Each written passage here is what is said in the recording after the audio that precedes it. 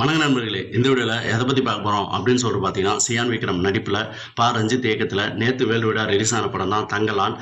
சுதந்திர தினத்தை முன்னிட்டு ஆகஸ்ட் 15ஆம் தேதி உலகம் முழுவதும் அந்த படம் ரிலீஸ் ஆகி ரசிகர்களிடையே மிகப்பெரிய வரவேற்பு பெற்றுட்டு வருது அப்படின்னு சொல்லலாம்.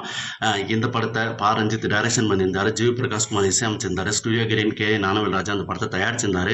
இந்த படம் நேற்று ரிலீஸ் ஆன நிலையில் பெரிய ஓப்பனிங் இந்த படத்துக்கு இருந்தது அப்படின்னு சொல்லலாம்.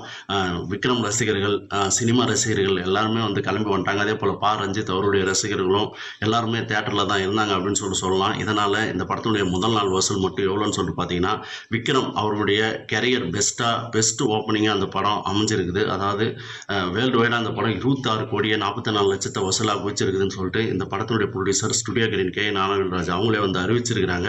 இந்த படம் உலகம் முழுவதும் பெரிய வரவேற்பு பெற்றுட்டு வருது. மலேசியா, சிங்கப்பூர், நிறைய ஊர்களில் இந்த படம் வந்து மிகப்பெரிய அளவில் வசூலை வந்து குவிச்சிட்டு வருது அப்படின்னு சொல்லலாம்.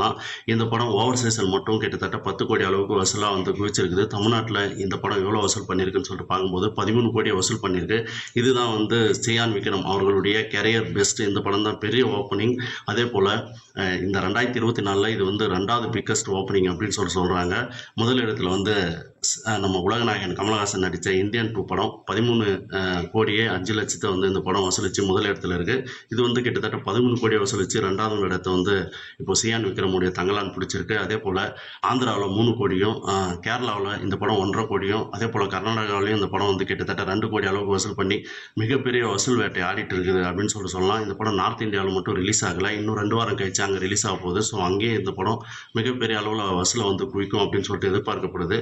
இந்த படத்துக்கு தமிழ்நாட்டை விட ஆந்திரா, கேரளா, கர்நாடகா இங்கெல்லாம் பெரிய வரவேற்பு இருக்குது. இந்த படத்தை கொண்டாடுறாங்க. ஏன்னு சொல்லிட்டு பார்த்தீங்கன்னா, சியான் விக்ரம் அவருடைய உண்மையான நடிப்பு, அவருடைய உழைப்பு ஸோ வேறு லெவலாக இருக்குது. அதே போல் ஜிவி பிரகாஷ்குமார் அவருடைய இசை, பேக்ரவுண்டு ஸ்கோர்லாம் வந்து வேறு லெவலாக தெரிக்குது. அதே போல் மாளவிகா மோகனன், பார்வதி இவங்களுடைய நடிப்புலாம் வேறு லெவலாக இருந்தது. பசுபதி அவருடைய நடிப்பு, இந்த படத்தில் நடித்த எல்லாருடைய நடிப்பு மற்றும் உழைப்புக்காக இந்த படம் வேறு லெவலாக போயிட்டுருக்குது. அதே போல் ரஞ்சித் இதுக்கு எல்லாமே காரணம் அவர் தான். ஸோ அவருடைய டைரக்ஷன் வித்தியாசமான ஒரு ஃபேண்டஸியான ஒரு மேஜிக்கலான ஒரு படத்தை கொடுத்ததால இந்த படம் மிகப்பெரிய அளவில் கொண்டாடப்பட்டுட்டு வருது. இந்த படம் இன்னைக்கு வெள்ளிக்கிழமையும் நல்ல ஒரு வசூலில் வந்து ஈடுபட்டு இருக்குது. ஸோ நாளைக்கு இந்த வாரம் வீக்கெண்ட் வேற. ஸோ இந்த படம் வேற லெவலான வசூலை வந்து குவிக்கும். 200 கோடி அந்த படம் தோடும் அப்படின்னு சொல்லிட்டு எல்லாருமே சொல்லிட்டு